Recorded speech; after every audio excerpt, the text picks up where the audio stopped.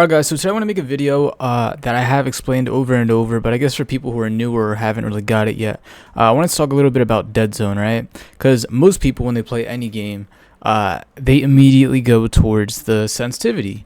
And not every game, at least in the past, right, had the Deadzone option. It would always have like sensitivity, maybe a few more controls, and that's really it. Now we have like ADS sensitivity, transition timing. I can literally put auto mantle right now. We have slide/dive behavior. So Deadzone has become like a lot more available across a ton of games, and you can use that to your advantage. Now, the reason why I like Deadzone a lot more than sensitivity is because Deadzone is how sensitive your stick reacts, right? And I've told people over and over that when you reduce the Deadzone as much as possible, you get a faster reaction time, because if you move the stick a tiny bit, well then you're able to adjust really small onto the target and you're able to hit more accurate shots, right? And then you put that on top of having faster input, right? If you have like a monitor or a really good connection with your controller, things like that, right? You're able to react even faster. It has nothing to do with the sensitivity being super high, especially if you have bad input delay and you can't really control it well. If you use Deadzone and then other factors just like having good input, then you're going to be able to not only get to targets faster, but control recoil faster because you're controlling it on the spot of the weapon, right? So yeah, that's why I always try my best to recommend the lowest Deadzone possible. People complain that they have stick drift, right? There's a common misconception that people say, oh, Deadzone's only for stick drift. If I'm having stick drift like this, where it's going up like that, my Deadzone is too low, so I gotta turn it higher. But they don't realize that that's actually hurting your ability to react in the game, because if I'm on a 6, it's harder for me to make super small micro adjustments towards like that target right there, right, than if I had it on the lowest possible. So 0.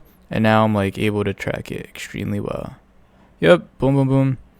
Able to make the super small adjustments just like that. All right. If I wanted to exaggerate it, I could put it like what, 40, and it's like really choppy. So I have to like move it like this. It's super hard to control, especially like if you take off the aim assist, it's really obvious, right? Because if you have aim assist, you're like, oh, but I could still hit my shots on really high Deadzone. That's not a problem. Well, if you take it off, you're going to be missing so much more shots. So much more shots because you're not having that super fast reaction speed that you would be having if your minimum was all the way down, right? So do this again. No aim assist. Bam, bam. I can't really hit that. Wait. I'm gonna hit this last target real quick. I gotta reload. Wait. Bang. No aim assist. Alright, there you go. I hit that. Alright. So, very important right here. If you guys didn't watch my other videos, I'm gonna explain the minimum and the maximum. So the maximum is how fast the stick reaches the maximum speed, right? So let's just say with the left stick, right? If I move my left stick to the right, well, if I move it a little bit, I'm gonna walk. If I move it all the way, I'm gonna run, right? In this case, I'm like moving to the right, so it's like moving to the right as fast as possible when I push it all the way back. So what the minimum allows you to do is if you have that really low, then you only need to touch it a little bit for it to go to the max speed, right? And the minimum is how much you need for it to activate. So when I do have like a brand new controller, I am going to put this in the lowest possible so that I can be able to move left and right instantaneously. And then, of course, like I said, with the right stick minimum, you want it to activate super fast so that you have really good reaction speed that way. And then the reason why I don't use the maximum low, right, with the right stick is because if you're reaching the maximum speed for your right stick, well, then you're going to be looking left and right super fast and you can't control the super small micro adjustments. All right, so that's why I use that right there. But yeah, I wanted to explain not only how Deadzone works for people who haven't watched my past videos, but on top of that, why I think Deadzone is way more important than sensitivity itself. Because sensitivity is just, alright, well, if I turn it from 3-3 to 6 sticks, then I'm able to swing my camera a lot faster, and I'm going to be getting a ton of kills, right? That's not really how it works. Let me try. Bam. And a lot of it is placebo too. You think you're reacting faster, but you're not reacting faster. You're able to move your camera faster. All right, that's just what the game's doing. It might not be what it's allowing you mentally to do, because you can't actually pull it as far as reaction speed faster like Deadzone can. It is a little bit restricted by like the input that you can actually do in the game with that. All right, so That's what I wanted to talk about in today's video. Join the Discord if you haven't already for any coaching services or just connecting with the community. And I am live on twitch.tv/the_fifth_seal.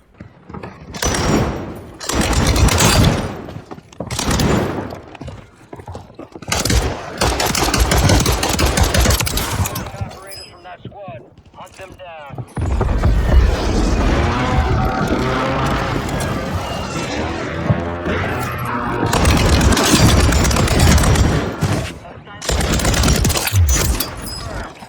Located the rest of them.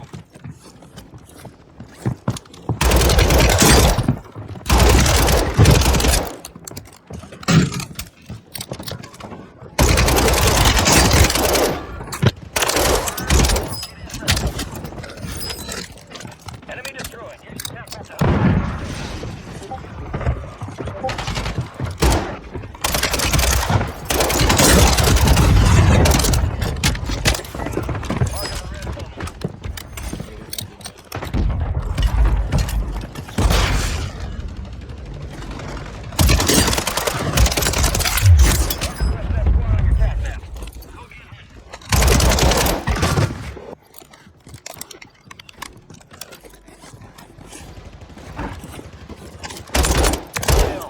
Marking the rest of that squad on your tac map.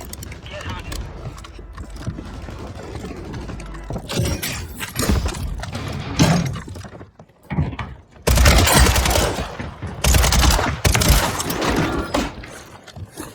Be advised, enemies deployed a buy station.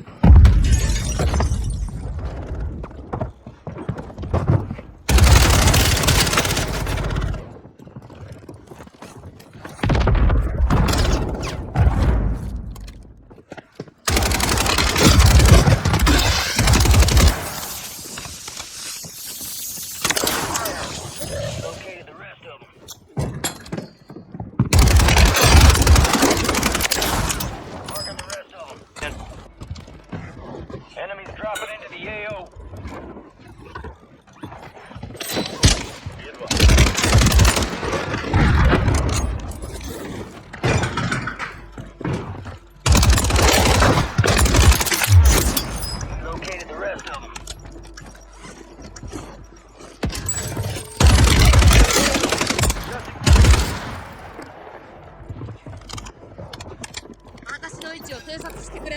Hostile mosquito.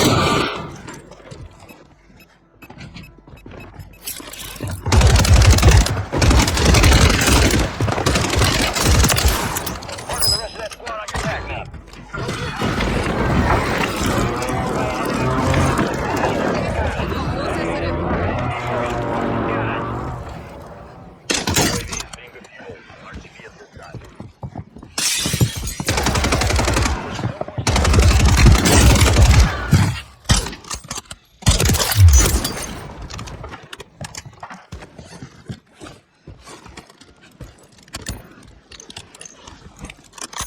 UAV is being fuel. RTB at this time.